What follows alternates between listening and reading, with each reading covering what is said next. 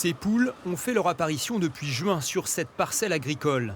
Un virage pris par cet éleveur lorsqu'il s'est retrouvé seul aux commandes de l'exploitation familiale. Pour lancer sa production de 30 000 poules pondeuses, il a investi 1,5 million d'euros en bâtiments et matériel. C'est vrai que c'est des gros montants, mais on a quand même des garanties avec les contrats.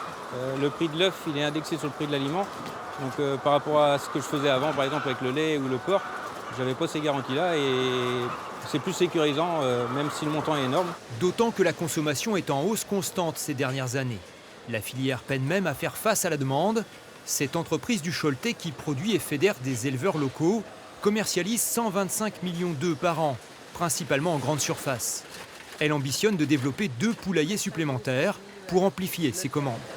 C'est vrai qu'aujourd'hui, on est sous tension pour arriver à livrer tous nos clients. On essaye de répartir au mieux selon nos clients chaque jour, mais on manque un petit peu, on n'arrive pas à livrer complètement toutes nos commandes. On a peut-être 5% à peu près de rupture. Les producteurs réorientent aussi leur type d'élevage en fonction du choix des consommateurs. Si le bio est à la peine, les œufs de plein air en revanche représentent aujourd'hui près de la moitié des ventes en magasin. Le consommateur français aujourd'hui veut consommer de l'œuf alternatif. L'œuf alternatif, c'est tout sauf des poules élevées en cage.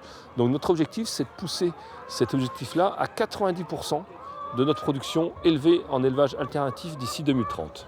Pour limiter le recours aux importations, l'interprofession vise la création de 300 nouveaux poulaillers en 5 ans.